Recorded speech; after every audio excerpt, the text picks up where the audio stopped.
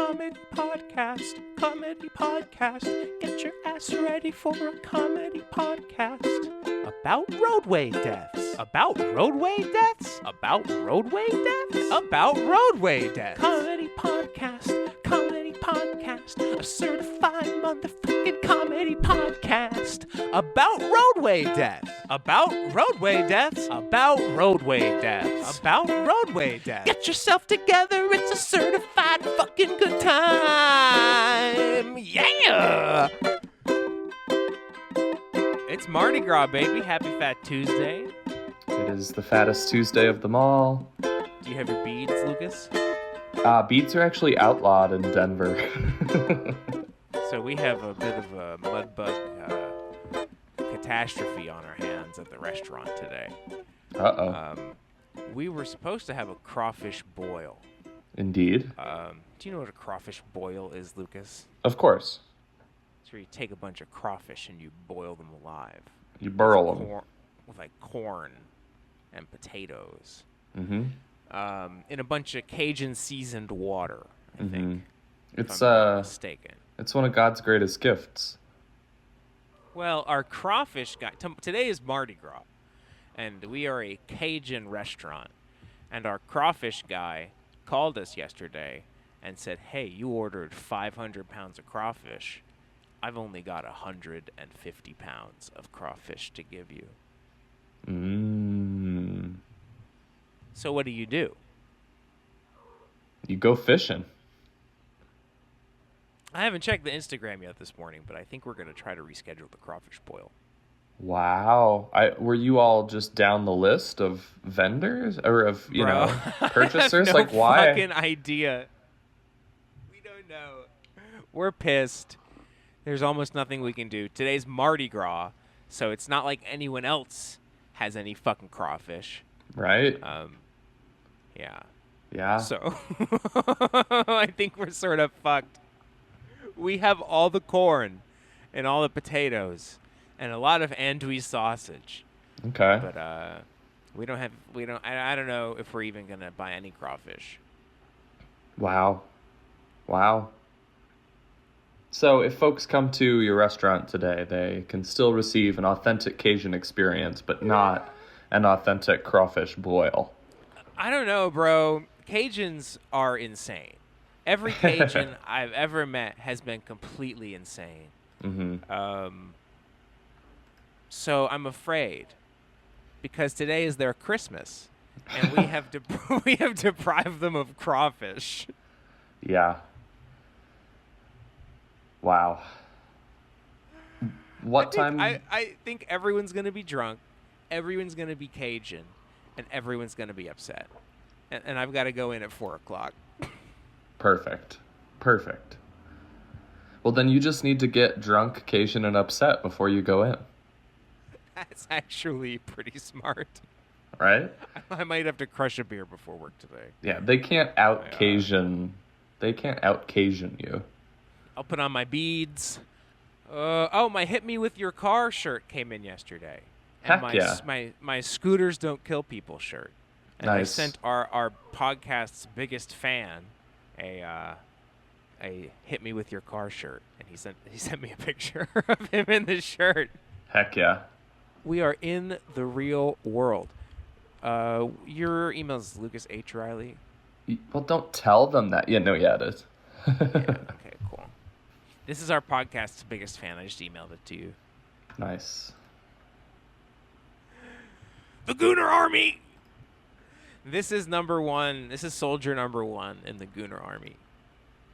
Yeah. He's on the front lines. Wow. You are our only fan. Ben writes out this beautiful listener. You are our only fan, and this is a token of our podcast gratitude. Wait to thank me until you see the back. And the back. Well, that's awesome. Thanks, Xander. Wait, let me get the shirt so you can see the back, Lucas. Mm-hmm. Scooters don't kill people on the front.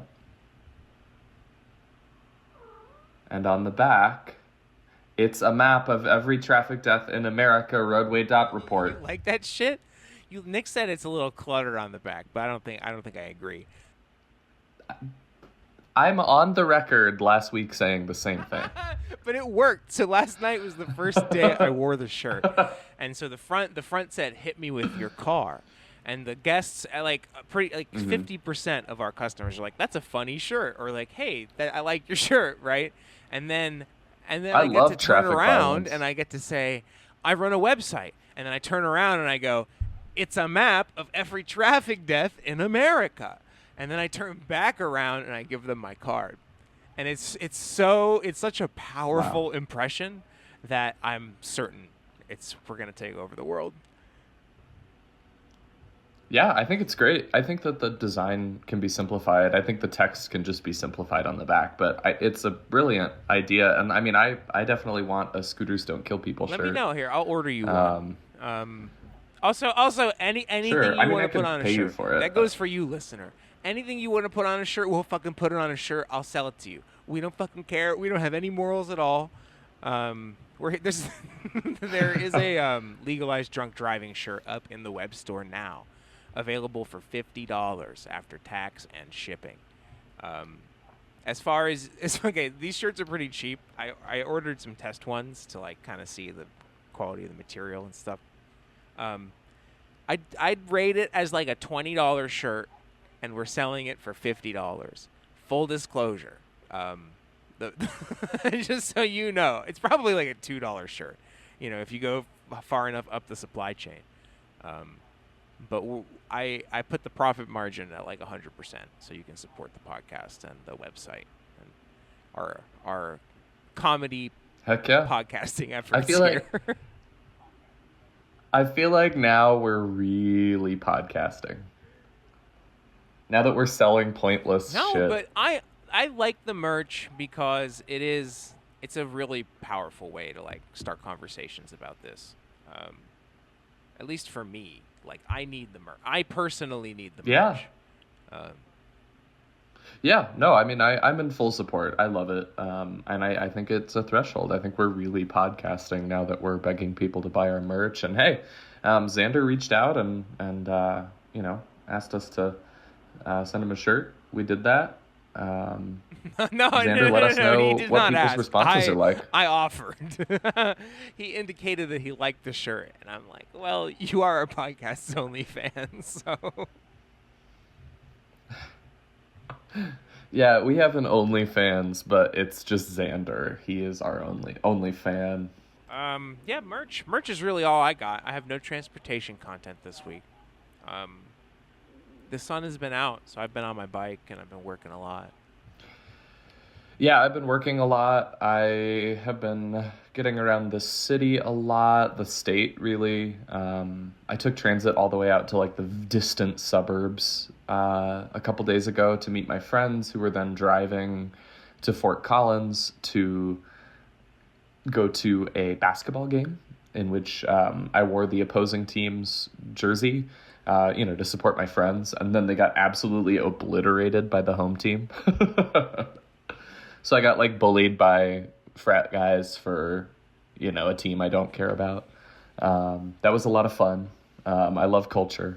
But I mean, not a whole lot of transportation content. I think we're all just patiently waiting to see exactly what's going to happen with the federal government and all of the fallout if, they're able to achieve what they're looking to do in Project 2025. This is, bad for non-car related transit. I just can't wait until, the central transit agencies are, just like matching you with a beater that you can drive for another 300 miles. I'm navigating a potential career transition to working with a company that works with public sector. And I asked them that question, like, hey, there's a lot of talk right now about entirely erasing the government. What happens if that happens? And, the answer that I've heard from just about everyone I've asked, even, my trusted advisors and stuff, it's like, well, they're still going to need to collect utility payments, right? Like, the powers that be are still going to need to collect the money for the resources that they hoard and services. There's still going to be good people trying to deliver services in their local communities. So that's a piece of hope that I've been taking away just from that weird kind of prism that I've been seeing my world through with this potential opportunity is, the world is still full of people that are trying to do the right thing and trying to provide, a service to their communities. And, that's how I see transit. If I always say, if you think public transit should be turning a profit, what do you think a public amenity should be doing? Like, what do you think that even is? And so, maybe this whole thing, as it shakes out, this moment in history will put that back in perspective for us and allow us to focus back in on just doing that a little bit more directly instead of, sort of the multi-layered systems of funding that people have to go after in order to, deliver their essential services. It would be nice if we built some nice transit, but in this political climate, we're gonna be lucky if, I mean, there's already been a century-long concerted effort to crush the efficacy of transit that only a handful of systems have been able to resist. And it's like in a system like Austin where it's essentially crumbled in usefulness and ridership, right? Then, what's to stop them from crushing it into nothing? Goodness. Anyway, here, let's use some Transit Observer. I rarely use this site anymore, but I did spend time. I updated this to the latest data maybe like 4 months ago. The second paragraph of Chapter 19 of the Mandate for Leadership from the good people over at the Heritage Foundation and Project 2025, the second paragraph begins, 240 years ago, Adam Smith recognized that connections were a bedrock of society because they stimulate specialization, innovation, and capital investment. In the following decades, America's growth was made possible by transportation. First ports and transatlantic shipping, then roads, canals, and eventually railroads, pushing westward to create the nation we call home. Access to transportation is part of what made our country great, and then the rest of the document is just an unequivocal call to gut those things. It's just incredible. So I'm looking at Austin's cost per passenger and cost per passenger mile. And this is so sad. So, like, in 2023, it cost $12 per person for every bus trip, and it cost $75 per person for every trip on the Red Line. And keep in mind, they added a stop, like right before the 2023 data, at a fucking pro sports stadium. So the boost, it got maybe like a 50% ridership boost just because they added a stop at a pro sports stadium, at the football stadium. And it still sucks. And it's still like, here, where's per passenger mile? Thank God this came back down to earth. It's about twice as high as the cost per passenger mile for the bus system. Usually it's lower. In a perfect world, your rail is lower. I know it is in Denver. I'm looking at Transit Observer, and listener, that's just transit.observer. You can kind of just do a little audit on your own public transportation system. Awesome little service Ben has built, but I'm looking at capital expense by mode type. What did Cap Metro spend $170 million on for the bus service in 2023? Improvements to what they would describe as rapid bus technology, but really they're just running articulated buses at 20-minute headways to like 2 new neighborhoods. They call it rapid bus. But it's not. Yeah. We have some things like that here in Denver, but I mean, at least they are investing in more bus service. Yes. That's a good thing. The other question I have is this just specifically two areas where people of color live, which is nice. Yeah. Like the two newest routes are to the east side of the city. That's a good thing. Yeah. The other question I have, looking at operating expense by mode type, is it looks like everything fell to 0 in 1996. What happened? Yeah, there's like a hole in the data there. I don't know, but it's just what the feds published. Austin, Texas did not exist in 1996. Cap Metro has had such heinous mismanagement for the last 40 years that I wouldn't put it past them to have just not fucking sent their reporting in for a year. Yeah. So Oops. KUT picked up the no one can pay for their bus tickets story. Now that Cap Metro is replacing the ticketing system. But Cap Metro picked it up and was like, what's the deal here, guys? And Cap Metro's official response was basically just like, well, we didn't lose too much money because we don't make any money from fares. Right. Thank God, bro. Fare recovery ratio is under the performance tab, and it varies wildly. Like, the New York City fare recovery ratio is much better. God, in Denver, the cost per passenger by service, the microtransit is by far the most expensive service. Yes, that's an unfunded mandate by the federal government. Yeah, I think we discussed that 4 episodes ago. Yeah. I'm really trying to red pill people on that. Yeah, I mean, I bring it up every time I see an Access-a-Ride vehicle driving around. I always bring it up with whoever I'm with. Man, Transit Observer sucks. This website sucks. I mean, I love this website. It's a bummer. No, it's true. Yeah. No, so before the pandemic, New York's fare recovery ratio is a little under 50%. Mm-hmm. After the pandemic, it's like 30%. So it fell 20%. A whole 20% of their budget is now a shortfall. That's fucked up. That's so fucked up. And Austin couldn't collect fares at all. And because its fare recovery ratio is so low, like Austin's, I think before the pandemic, let's see. Before the pandemic, it was 10%, and after the pandemic, it was 5%. Yeah. And so then even that like last 5%, let's say they can't collect fares at all. It's not as significant a portion of the expenses of the system at large. No.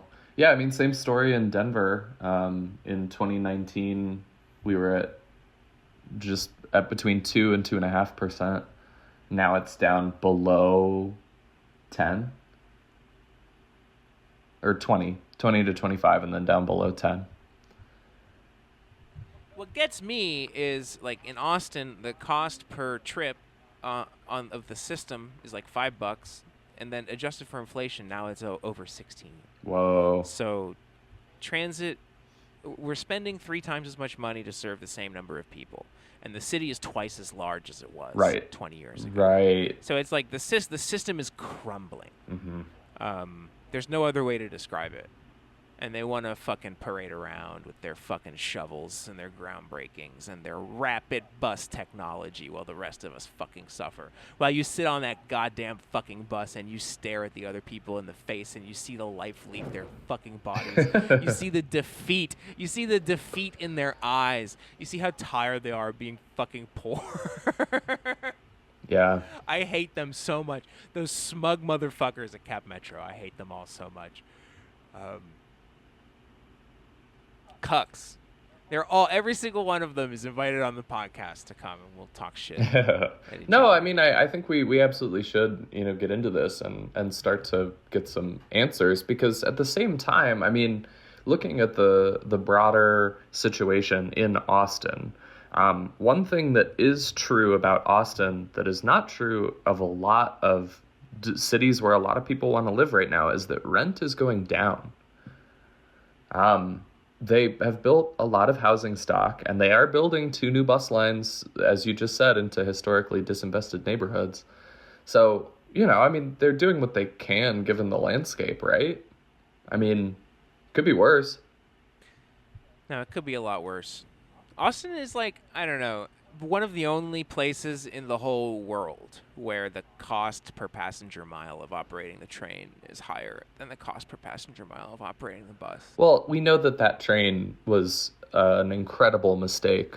Like, pick any city and then spot check that metric. And it's all, the point of the train is to make it cheaper to run passenger miles. It's the whole point. We've defeated the purpose of the train. So just sheer especially fucked up place. Just sheer operating expense by mode type. Well, I'm looking at cost per passenger mile under performance all modes. Okay. And then it'll stratify it by mode type. Okay, no, in Detroit it's more fucked up than us. I should have known. Yeah, Atlanta looks a little bit more standard to what you are describing. Atlanta looks normal. Chicago and New York, LA should all hold true. Because the LA Metro is useful. I mean, people are scared of it, but it's got some good. There's some good things going on. Well, yeah, if you do the population around a point, if you look at some of the population densities around stops, it's pretty staggering. It's a useful service for sure. LA before the pandemic had cheaper rail miles than bus miles, but after the pandemic they're around the same.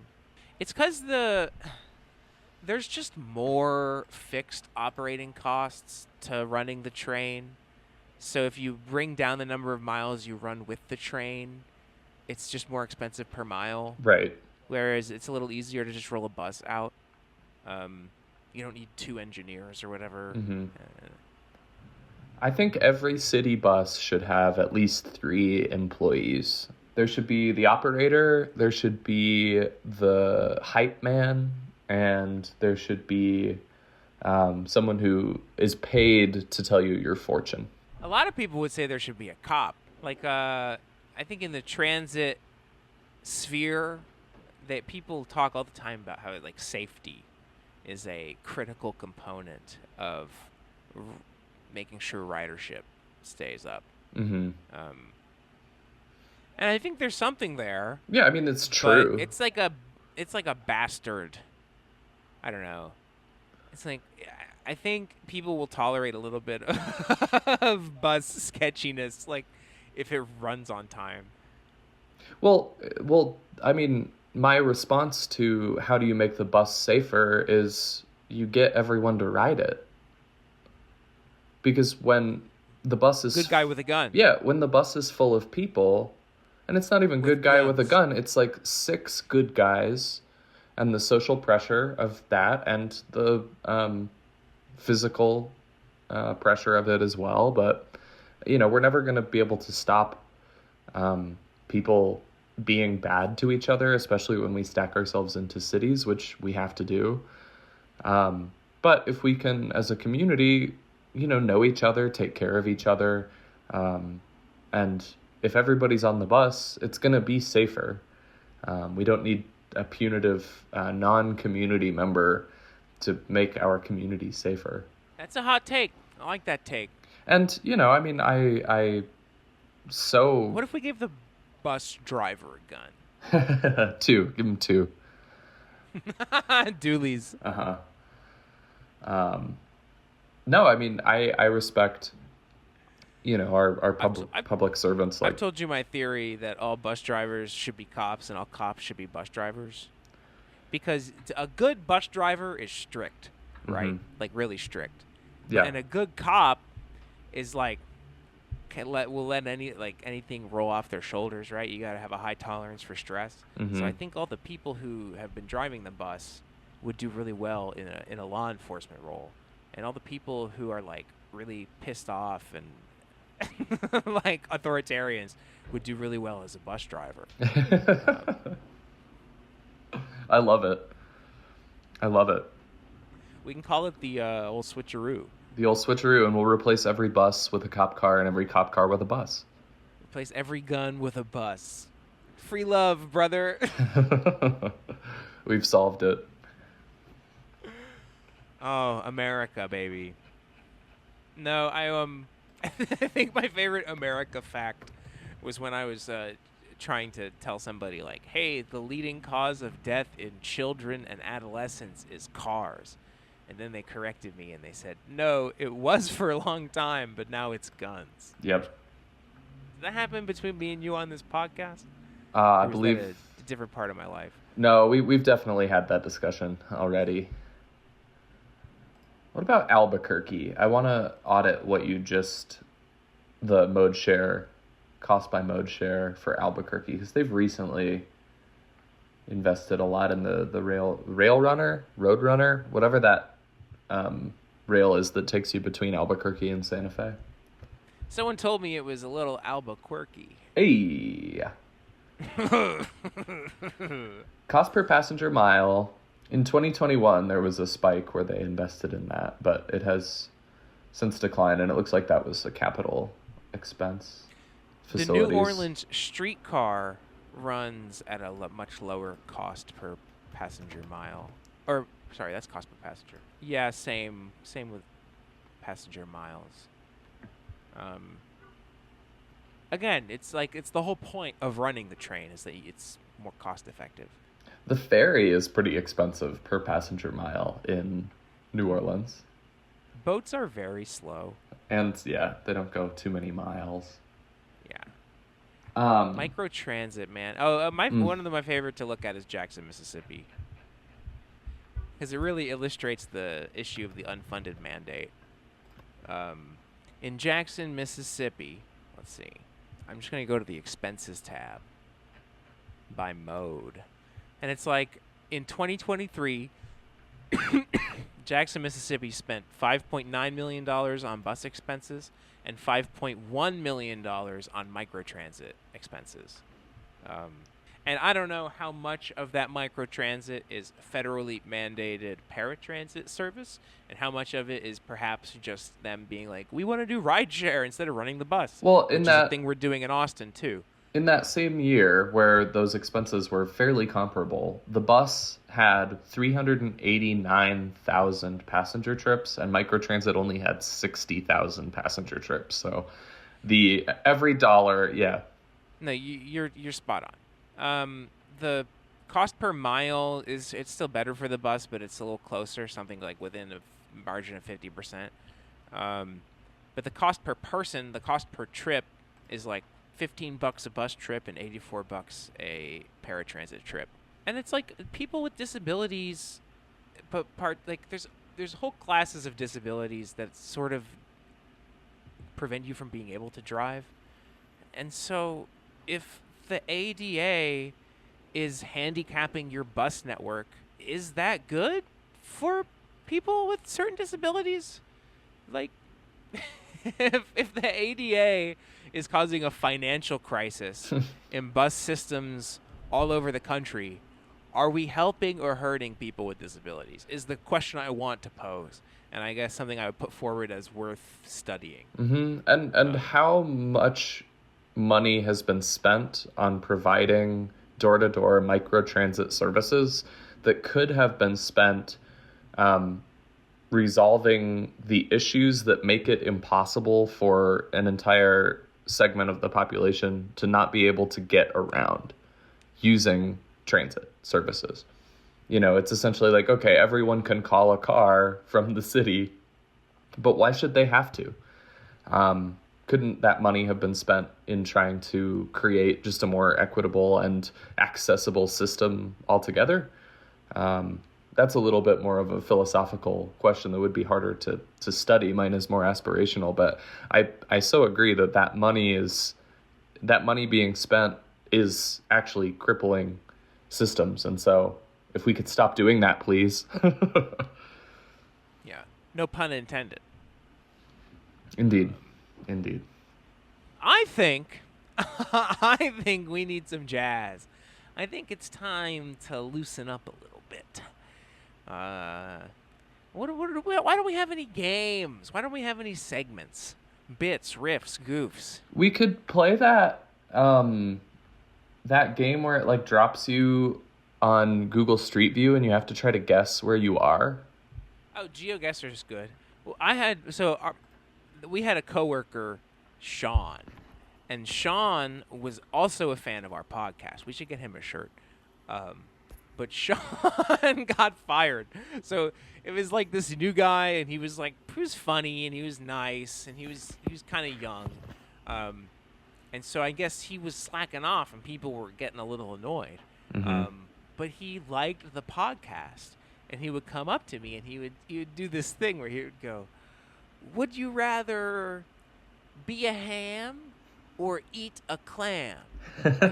He'd say a "would you rather," but it would be like two sort of nonsensical like rhymerinos, and maybe that could be like our segment. That could be one of our segments. Mm-hmm. All right. Would you rather walk around or fight a clown? I'd rather walk around. Yeah, because I'm sort of putting this in the context of our beat, and it's like, okay, I either get on the bus where there's clearly a clown that I have to fight, and I'll get to my destination in like 20 minutes, or I walk to my destination, and it takes like 40 minutes, but I don't have to fight the clown, so I'm going to walk. Okay, I have a really good one. Would you rather feel real nice or have a slice? I'll have a slice. Okay, do you have any for me? Yeah, give me a second.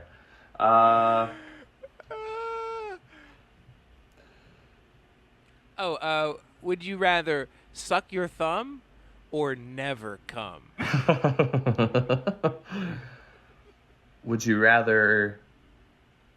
Okay, I got a three-parter. Would you rather never get takeout, never make out, or never fake out? I don't know. I don't think we should make out. Would you rather make a wish or steal a kiss? That didn't rhyme. Fuck! I like the OG. Would you rather eat a ham or be a clam?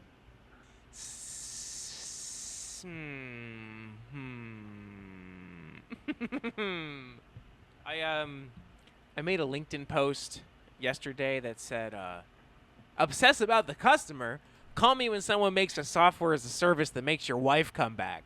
And then someone DM'd me, hey, I really like your website. I don't know if you need to talk or but your posts are concerning me. And I had to be like, nah, man, it's just a bit. Wow. Yeah. Just a bit. Just a bit. I miss her. No, I don't have any transportation content. America is crumbling. Be sure to fight wherever you can for local, state, county, federal funding for transit, safe transportation infrastructure. It's basically the only thing that matters. All other politics are fake, except worker power and bike lanes. Pretty much. That's all I got. Yeah, treat your local transit operators and public servants with respect. It can be a scary time for them right now, more so than anyone else, as they a lot of times face the public and are dealing with this question of this essential service that I work in. Are they going to consider it essential? Obviously, we're seeing that at the federal level. I hope it doesn't trickle down. Yeah, no, that's absolutely right. I do see a little bit of hope in, the changing political landscape and in the fact that a lot of people are really upset that voted for this. They're like, oh, wait, I didn't know this was going to happen. And that's going to keep happening if they keep doing this, because people look out for themselves first and foremost. And I think if we can align that movement and that transition around, as you said, labor, and just making our places nicer, easier to get around. Yeah, bike lanes and high wages. Like, that's pretty much it. Yeah. Oh, and it's Mardi Gras. Mardi Gras. Whatever that means, bro. I'm not Cajun at all. I have no idea what you do on Mardi Gras besides beads. Yeah. I'm not even Catholic. It's shocking. It's shocking that you're not Catholic, to be honest. Bro, where are my Alex Jones quotes? I'm trying, like he's been completely scrubbed from the internet. It is fucked up. Like, I get why he wants to do InfoWars. Because they hate him. They hate him and they can't stop the truth. When he makes money hand over fist, being like, generally terrible. Here we go. I want you to know, I want you to let them know that if there is any terrorism, we know who to blame. If any terrorist had come from this government and there isn't an outside threat like bin Laden, who is a known CIA asset from the 80s, he is the boogeyman they need. He said that before 9/11. he's oh my God. No, I finished that piece on him, and I think they had some good insights about how he went from like someone who's more of like a crank screaming on a street corner to like someone who had the largest monetary legal settlement against him basically ever. Mm-hmm. And it's because his whole shtick is like, you know, like the government is out to get you, the government is coming, and he sells on that fear, right? And his point was to make, basically his point was like, or his legal defense was, you know, maybe we didn't fact check all of this correctly, but all we were really trying to say is like, the government is going to use this as a excuse to come and take your guns. They're going to come and take your guns, right? And he was so embroiled in that narrative, right, that something as heinous as the events that took place at Sandy Hook were like, he went full in on false flag. he went in on it. Yeah, I mean, it comes back to me. It comes back to me, I mean, to our general sort of state of political discourse and the state of communication and community in our society, in that, like, statements and images no longer have to be factual. They no longer have to index anything in the way that we expect them to from official channels, quote unquote, right? I think this is the primary reason why the Democrats have been so ineffective, other than the fact that it seems like they don't freaking care. But they're ineffective because they continue to play the game as if they have to say things that relate to reality in a one-to-one way. But the right has figured this out, and Alex Jones certainly was early in this process, that images and words and statements, they just have to be evocative. And they have to, instead of stand as an index for the truth, in this case, a heinous event that tore families apart and was absolutely unspeakable, right? If we're going to look at it for what it actually is. Instead, it's a false flag for this fear that he uses to sell something else. And this is exactly the state of political discourse, and why we are where we are is because we fully embrace that. And the opposition parties and resistance movements have not embraced that game plan. And I think that we have to figure out how to do it without... Yeah, we have to start churning out. Yeah, without being Alex Jones, right? And without drumming up the horror and terror and pain of families like the folks who suffered the tragedy at Sandy Hook to make our points. Like, that's evil. Yes, that's true. I will go to hell before I sit here and watch this country and the world turned over to these savages. I'm done. I'm pissed, and I'm not putting up with it anymore. Someday I'm Oh gonna my be. god! Oh, he's so fucked up. I can't even continue reading this quote. Yeah, don't. Yeah. Someday, Ben, I'm gonna be at a deposition for you or something, and I'm gonna have to say, well, no, he really, he You wasn't. never. Well, you. To be fair, you never should have advocated for killing the Italians. That's on me. Yeah, that's on If me. you didn't want to, have a hearing. Yeah, that's on me. That's on me. Goodness, bro, it's Mardi Gras. I don't want to go in there. Yeah, it's gonna be a tough one. It's gonna be a tough one out there in Big Cajun. Why did God have to give me his toughest battles?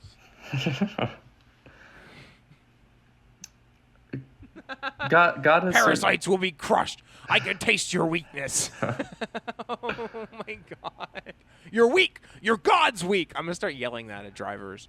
What do you think tap water is? It's a gay bomb, baby. And I'm not saying people didn't naturally have homosexual feelings. I'm not even getting into it, quite frankly. I mean, give me a break.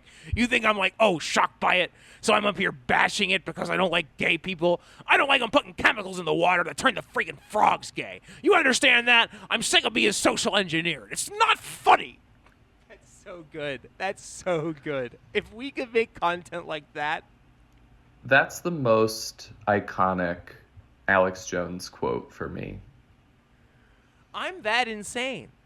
I don't know if I can be that insane constantly. He's not insane. He's repeating conservative talking points from books that were written 40 years ago, and he's yelling them, and he's adding funny comments like they're turning the frickin' frogs gay. Like, he's not insane. He's calculated.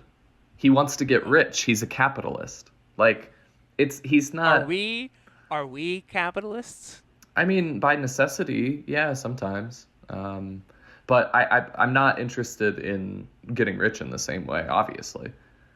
I am interested in doing whatever it takes to sell as many supplements as possible.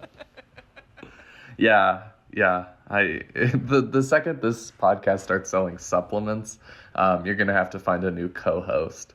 It'll make your dick bigger. It'll make your honkers larger too. Terrible. Excellent. We're gonna sell supplements that make you gay. No, sorry. We talked about transit too much for the first 20 minutes, so we just need to get into some raunchy content. Just a couple of white guys making edgy comedy, and then we can call it a day. Let the record show I'm shaking my head. Coming back to Project 2025 here and their Mandate for Leadership document and their chapter on the Department of Transportation, it's mostly talk about cars, right? One of their first bolded things that they claim that they are going to do is reduce proposed fuel economy levels. The administration should consider returning to the minimum average fuel economy levels specified for model year 2020, achieving fleet-wide average of 35 miles per gallon. It's just incredible. It's just incredible. No, I mean, the mask is off. They wouldn't crush anything good. Yeah. But that's the thing. It was always on purpose. Let's be real. Yeah. It was always on purpose. So nothing's different. I mean, Like, there are just because we ignored low-income people when they spoke up doesn't mean it didn't happen. Yeah, Like, I mean, only a handful of cities were able to win the fights against this sort of thing. sure. They tore up the Bronx, they tore up Brooklyn and Queens and Yeah. every city all over America. Yeah. And I mean, this administration is a return to some of that imperial and I think imperial is the best word. That imperial mandate that allows genocide and displacement and the destruction of communities, both, on the large scale and the small scale. And so, it's interesting, I've been reading some things that have stayed with me for a long time. And while obviously this is a new chapter in American history, I think with Trump's second term starting here, it is still related to the past. It's not unprecedented. It's a return to what has constituted American power for a really long time. And to say that America is not that and that this is new is just not, it's disingenuous. But as it relates to investment in transportation infrastructure, do you have any idea like what percentage federal grants contribute to, like, say, rail projects or anything like that? Nobody gets any operating money from the feds anymore, and if they do, it's on a very special case by case basis. Every single bus in America is matched dollar for dollar by the feds. Every bus, well, not like every bus, like private buses aren't, but if you're a county, a city, a transit authority, if you go to buy a bus, the government is going to match you dollar for dollar on that. So if that goes away, I can see that causing some very serious problems. Yeah. Because that is a significant amount of money. That is a very significant amount of money. That being said, really we need the operating funding, not the capital funding. We need both, but we need more bus miles. Yeah. We need to be running the bus more. That's not going to don't necessarily always have like a shortage of buses. Right. But we have a shortage of people who we can pay a good wage to drive them that actually want to do the job. A lot of the times that's happened here in Denver quite a bit. I mean, to respond to you from Project 2025 here, the definition of mobility continues to evolve dramatically with the rise of new multimodal concepts, traveler needs, and emerging capabilities. Then ride sharing is cited, as well as autonomous vehicles. It's all cars. It's all Whenever cars. they say anything that's just a car, remember, it's just cars. It's just a car. Autonomous cars, electric cars, ride-sharing cars. Yep. They're all just fucking big cuckmobiles. Yep. They say, unfortunately, DOT now defines public transit only as transit provided by municipal governments. This means that when individuals change their commutes from urban buses to rideshare or electric scooter, the use of public transit decreases. A better definition of public transit would be transit provided for the public rather than transit provided by a public municipality. So that's kind of fucked. I don't hate that as much as I hate probably everything else in that document. I hate what's baked into it, which is that they are going to allow that sort of federal subsidy, which provides matching funds for the purchase of bus vehicles, to companies like Uber. It's bad because Uber wants to destroy the bus system. It's bad because Uber will do whatever it takes to destroy all transit in America, yes, because they stand to gain from that. Uber's customer base is often, low-income people. Who calls an Uber when they have a car? Functioning transit should have fares. If you took the Tokyo system and made it free, it wouldn't fucking work. Right. It wouldn't. The trains wouldn't come every 2 minutes. The system would just be a million times worse because it sustains itself. It turns a profit.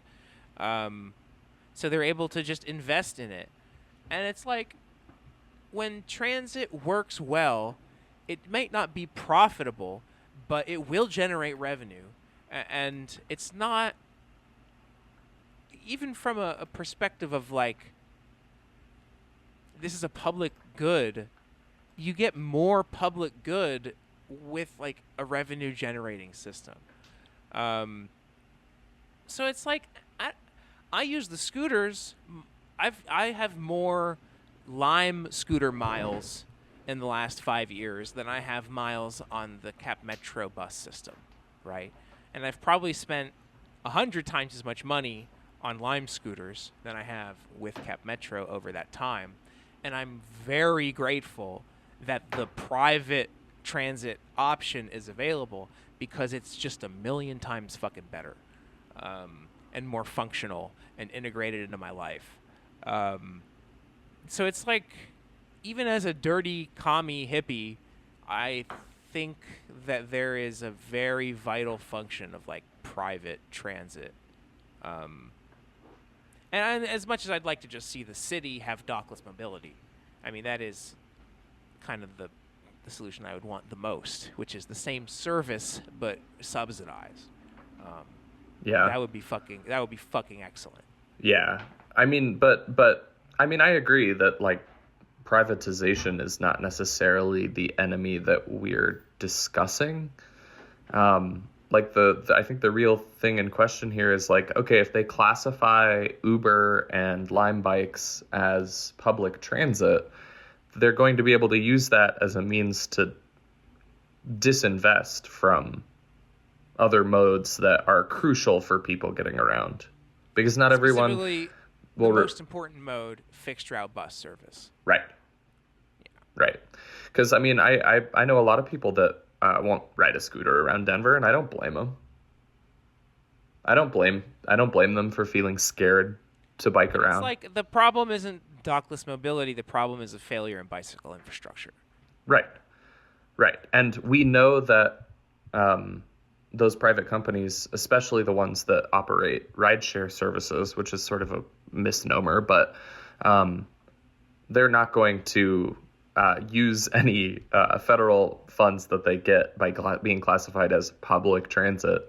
They're not going to invest that money in righting that problem. So, yeah, I mean, I agree that the private solution of dockless mobility has been great. I mean, I remember the first time we saw those in San Francisco in like 2014, 2015. Mm-hmm. That was really cool. And it's amazing to see how it's really kind of taken over the world in a lot of ways. Dockless is the future. Dockless is such a huge component of moving past cars. Because it's just so remarkably convenient for short trips. Mm-hmm. There's nothing faster. Nothing. And in the right context, when you don't have to cross, like a 8-lane road, it's fun.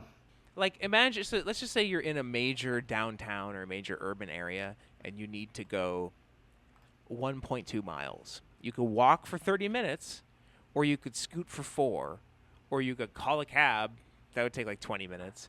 Or if you had a car, you'd have to find a place to park, so that's like 10 minutes. Yeah, or even if you have a bike, you have to park the bike, and then you have to worry about getting it back to where you came from. Right. Yeah. And it's like a crackhead can't steal someone else's scooter. Like, it's like your bike can disappear, especially in cities. Yeah, and the scooter you rode can disappear, but another one will reappear. I don't know. One issue is I do see them in the creek a lot. People just throw them into our bodies of water, which is sad. It's crazy to me whenever I'm, exploring some of the great wonder of this continent. When people just like throw trash on the ground.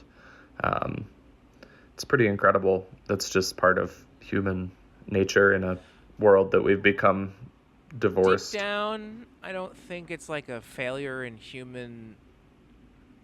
Like, it's a systemic problem. We have a trash-creating society. Yeah. Yes. So I don't... Part of me is... I mean, I'm not sympathetic to litterers. but we create so much trash. Yeah. Yep. But yeah, please don't throw your scooter in the creek. There's a battery in there, and it's very bad for the crawfish. I don't know. I'm guilty of it. I create a lot of trash. For me, it's mostly takeout containers because I work at a restaurant. How many scooters have you thrown in the creek this month? I've thrown a few in the street, but not in the creek. Okay. Sometimes you just got to block the road, baby. You're going to be okay, kid. Well... Oh, I don't know. I'm riding a bike from 1974, so that's kind of chill. There you go. So not everything is trash. No. Well, I need to get my day going here, but pleasure as always potting with you. Can we do a sign-off for the Gooner Army? Can we do a sign-off for the Gooner Army? You may. Stop feeling like you don't have power. Stop feeling pathetic and weak. Break out of your television-induced trance. It starts with a growl. It starts with getting fired up, staring at yourself in the mirror, showing some teeth and saying, I'm not gonna come. I'm gonna goon. I have dignity. I'm gonna resist. I'm gonna start recognizing the propaganda. I'm gonna break free. I'm not gonna fight it with my I'm not gonna fight it with my family. I'm gonna organize with my family, and we're gonna realize we're under attack by the social engineers. And I'm not gonna fight with my neighbors. We're gonna organize. Humanity's gonna come together. We know we're under attack. We know it. We're breaking the conditioning. Rah! We're coming for you, globalist. Coming for you. Coming for you. Sorry. That's all right. The Gooner Army will be free. The government cannot stop the truth. There are no rules in information warfare. And this is the only comedy podcast about traffic deaths. Comedy podcast. Stay safe out there. Look both ways when you cross the street, and we'll see you next week. Podcast about Love you, man. roadway deaths. Love you. Bye. About roadway deaths. About roadway deaths. About roadway deaths. Comedy podcast. Comedy podcast. A certified motherfucking comedy podcast about roadway deaths. About roadway deaths. About roadway deaths. About roadway deaths. Get yourself together. It's a certified fucking good time. Yeah.